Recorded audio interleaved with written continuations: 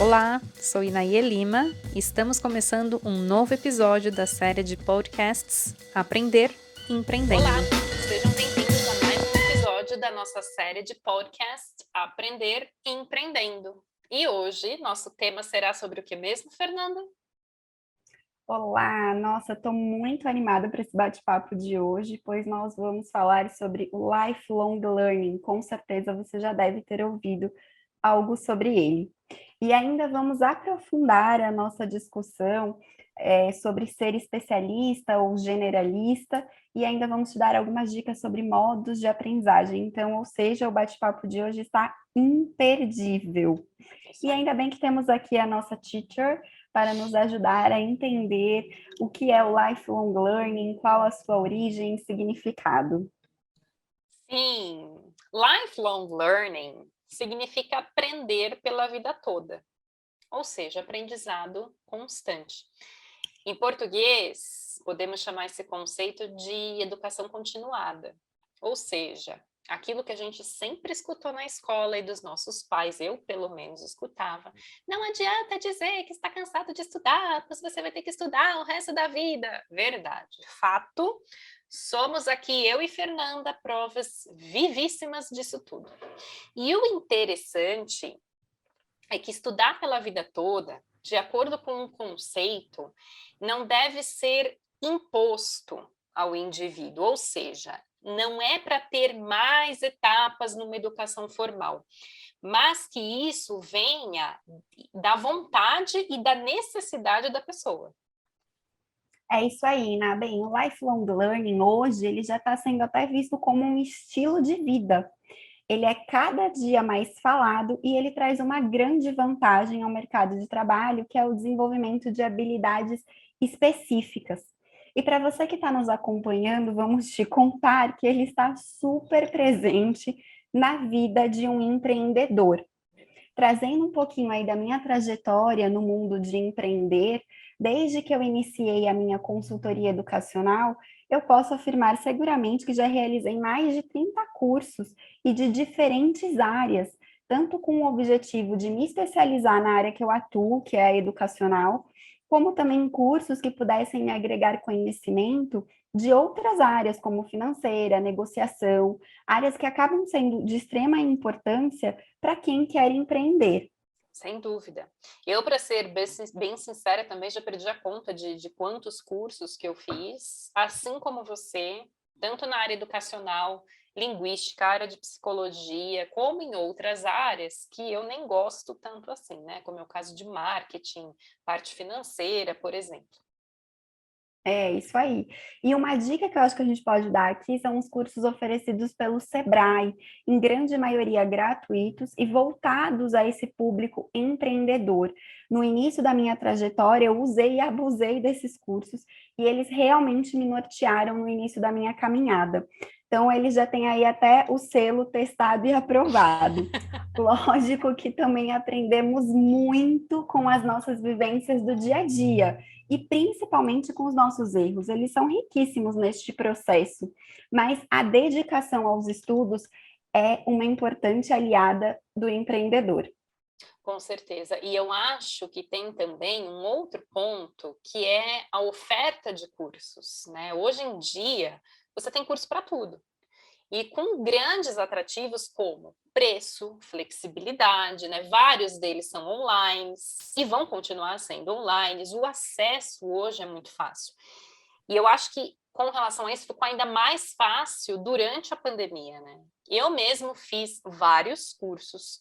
Uns foram ótimos, outros nem tanto, mas que de qualquer maneira todos eles me trouxeram algum conhecimento a mais. Isso aí eu também aproveitei esse período aí da pandemia e realizei vários cursos, concordo com você, uns ótimos, outros nem tantos, e a gente percebe que a oferta aí nesse momento de pandemia, até com o boom da educação digital, aumentou significativamente. E daí também gera um pouco na gente, e você que está nos acompanhando, acredito que você já tenha se questionado em relação a isso, né? É uma dúvida que está rondando aí o mercado de trabalho. Uhum. Ser generalista ou especialista? o que a gente precisa para se dar bem no mercado, que curso que eu posso fazer que vai me tornar aí mais atrativo para o mercado de trabalho. Nessa hora de buscar qualificação, o que é o melhor? Melhor eu procurar um curso que possa me tornar um especialista, me dar algum conhecimento mais profundo sobre um tema? Ou será que é melhor eu procurar algo que vai me tornar mais um generalista? Ou seja, melhor eu passar por experiências diversas, né? O generalista é aquele famoso, sabe um pouquinho de tudo, mas não se aprofundou em algo em específico. E eu acho que aqui está um pulo do gato que a gente vai dividir com vocês. O empreender, ao meu ver, é um pouco dos dois. Ele torna o profissional que está empreendendo tanto um especialista quanto um generalista. Eu vou te explicar melhor. Eu, por exemplo, sou especialista na área de educação, graduada, pós-graduada na área, com diversos cursos e certificações que me permitem atuar com muita propriedade na área de consultoria educacional, dentro de um segmento bem específico, que é a educação de jovens e adultos no setor privado. Lógico que, além dessa minha formação, eu tenho mais de 15 anos de experiência na área, e essa junção contribuiu para a minha qualificação, sem dúvida. Mas, como dividi no início da nossa conversa, nos últimos anos eu também realizei cursos de áreas diferentes, como finanças, RH, marketing, comunicação, influência, gestão de pessoas, inovação. Todos esses cursos eu realizei com o objetivo de me fortalecer no meu desafio de empreender e de me tornar uma generalista, porque, lógico, eu não pude me aprofundar em cada uma dessas áreas, mas ser uma generalista de áreas correlacionadas ao empreender na área educacional. Isso faz sentido para você, Iná? Nossa, total, faz todo sentido.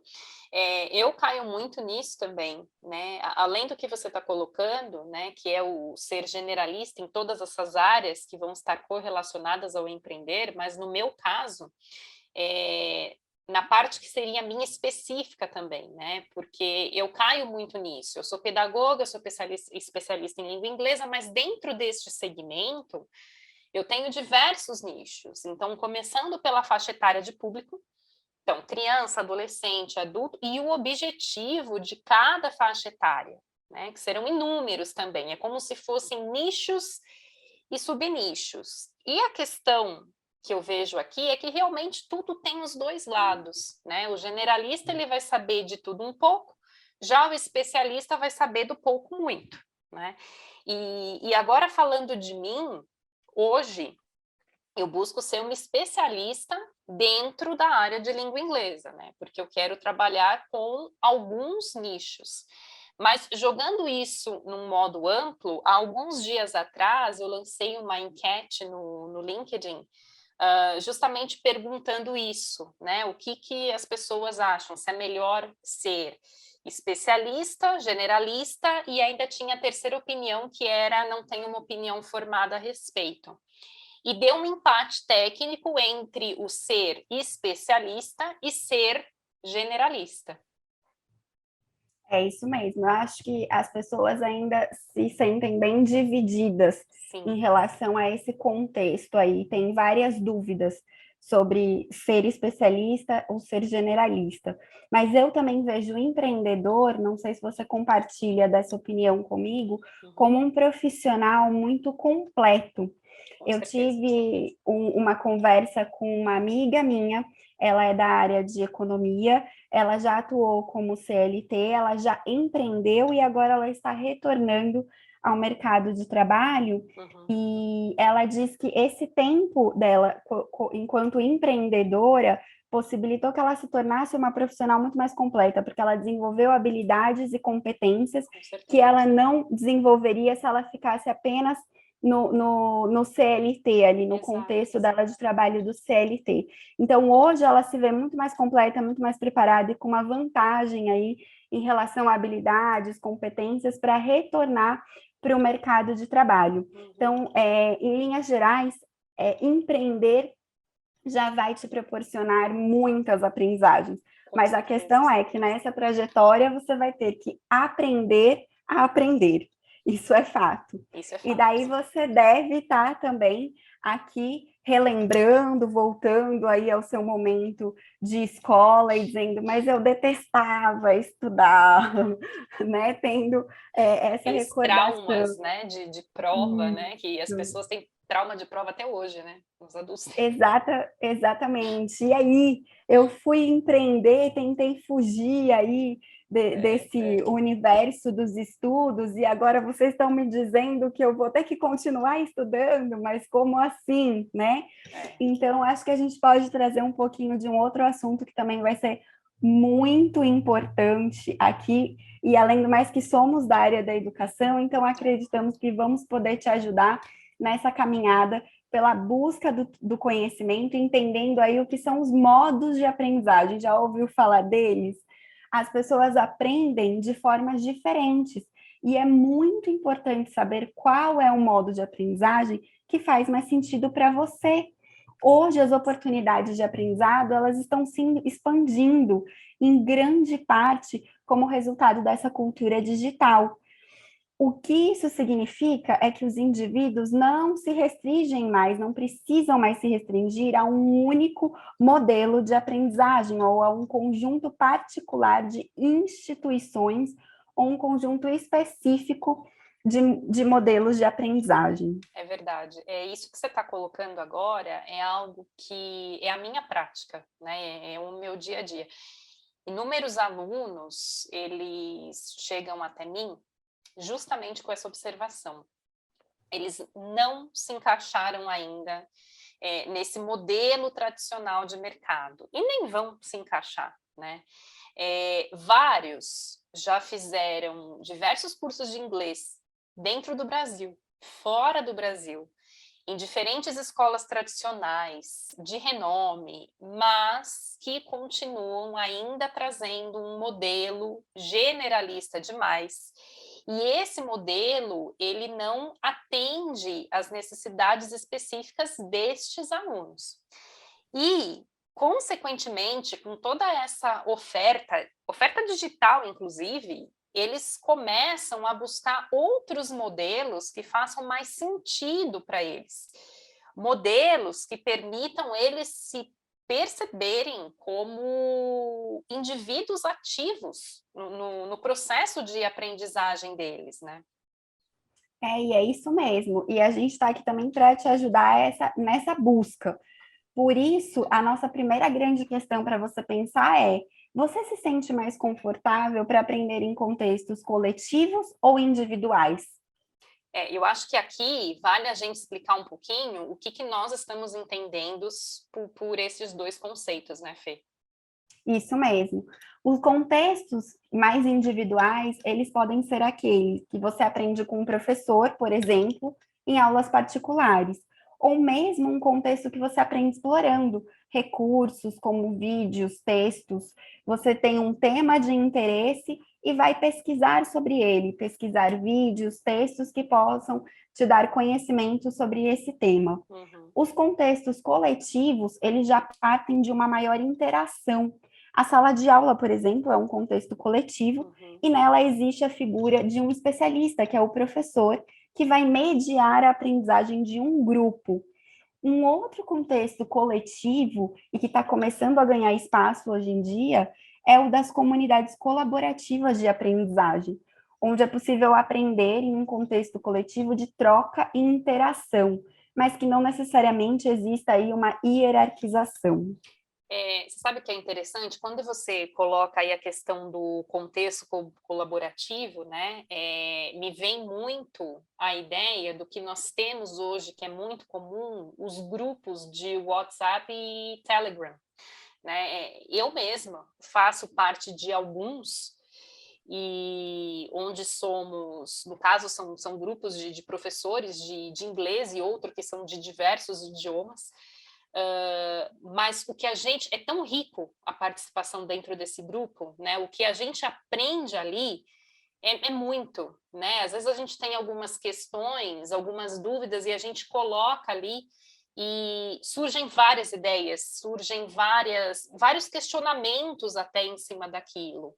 E eu te falo que eu sou muito adepta a isso, gosto muito, justamente porque eu me percebo aprendendo muito lá dentro, né?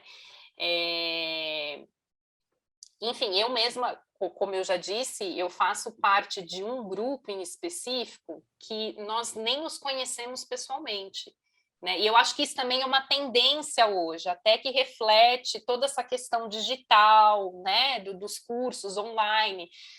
Nesse caso desse grupo, nós somos professoras de inglês do Brasil todo. Nós nos conhecemos através de um curso online, né? Só que o curso acabou e a gente agora continua esse contato, né? A gente até fala que um dos grandes benefícios deste curso foi essa nossa rede de contatos, né? Enfim, eu acho que isso é algo que realmente ele está vindo e vem para ficar. Isso mesmo, Iná, embora a gente esteja aí no início, né, vamos dizer, no surgimento dessas comunidades colaborativas, mas eu também tenho me tornado muito adepta. Desde o ano passado, eu tenho tido a oportunidade de participar de um clube de leitura, que é uma comunidade colaborativa, bem parecida com o que você relatou agora, porque também fazem parte dessa comunidade pessoas de diversos cantos do Brasil. Então, a gente define semestralmente os livros que vamos ler, é uma decisão coletiva. Isso me proporcionou ler autores, obras que eu jamais escolheria sozinha, partindo de uma iniciativa individual, mas que abriu muitos meus horizontes, né? E principalmente nos nossos encontros para discussão das obras, eu aprendo demais com pontos de vista, com reflexões colocadas por outras pessoas que leram o mesmo livro, mas que têm uma interpretação diferente da minha. Então, aí está a riqueza dessas comunidades colaborativas, né? E acho que é uma tendência, sim, que elas vão ganhar cada vez mais espaço e pode ser, sim, uma ótima saída aí para quem lembra dos tempos da escola, do modelo educacional, com aquele medo, receio das provas, né, de ter sempre a figura ali do professor, né, hoje mais como um mediador, mas existe ainda essa hierarquização. Então, esse contexto de comunidades colaborativas, pessoas que têm interesse na mesma área de estudo e estão lá para contribuir, para compartilhar suas experiências, e enriquecer ali a aprendizagem dos colegas, esse contexto pode se tornar muito interessante aí e enriquecedor mesmo. Só um outro ponto aqui para finalizar isso, algo que me veio agora à mente aqui, é a questão dos grupos de estudos também, né? Caindo justamente nesse contexto, né? Mas aí vem algo que eu acho que é super importante, que é independente do contexto, né? Seja ele individual ou coletivo, o mais importante é a pessoa entender o propósito dela, né? Então, o porquê que ela está fazendo isso, né? Exatamente, junto com esse entendimento desse propósito, também se autoconhecer, saber em qual contexto de aprendizagem você vai poder aprender de uma forma mais confortável e que faça mais sentido para você, que te ajude a atingir os seus objetivos. E agora acho que não tem mais desculpa, né? Não. E aí, quando a gente fala, né, desses dois pontos, que é o propósito e o autoconhecimento, é o que a gente já vem falando aqui, falamos nos outros 2 episódios, e a gente acaba voltando no tema de discussão do segundo episódio, né, que a gente fez, que é o autoconhecimento e o propósito. E algo curioso é que, assim, como eu trabalho com isso o tempo todo, essas são 2 questões que eu jogo para o meu aluno me responder, né? Porque quando eles chegam até mim, eles passam por uma entrevista, mas que não é uma entrevista necessariamente que vá só, vamos dizer assim, diagnosticar o nível linguístico da pessoa. Não, é muito mais para que a pessoa perceba qual é o objetivo dela. Então, você quer estudar o idioma? Por qual motivo? Qual o teu objetivo com isso? Qual que é a meta? O que você quer alcançar com isso? Né? E aí a pessoa ela começa a se analisar e perceber, então, o que eu já conheço, quais são os meus pontos fortes, quais são os meus pontos fracos, e o que você realmente vai precisar para melhorar naquilo, né, que você quer. E o mais legal é que quando a pessoa ela toma consciência disso, é quando o processo dá certo, né? E quando a pessoa se vê como protagonista da educação dela, ela deslancha, aí ela vai embora, né? E eu te falo que quando isso acontece, né, o fato do modo de aprendizagem, né, seja ele individual ou coletivo, ele acaba tendo um impacto reduzido, porque de qualquer maneira, em qualquer um dos dois, a pessoa ela vai se perceber como responsável do seu próprio aprendizado. Isso é fundamental, né? Chave. Chave. E, enfim, vocês já perceberam que o lifelong learning veio para ficar, não temos escapatória. Por isso, a gente espera ter te dado várias dicas aí sobre modelos de aprendizagem, ter contribuído com a discussão entre ser especialista ou generalista, e esperamos mesmo poder te ajudar a aprender cada vez mais e empreender sem medo.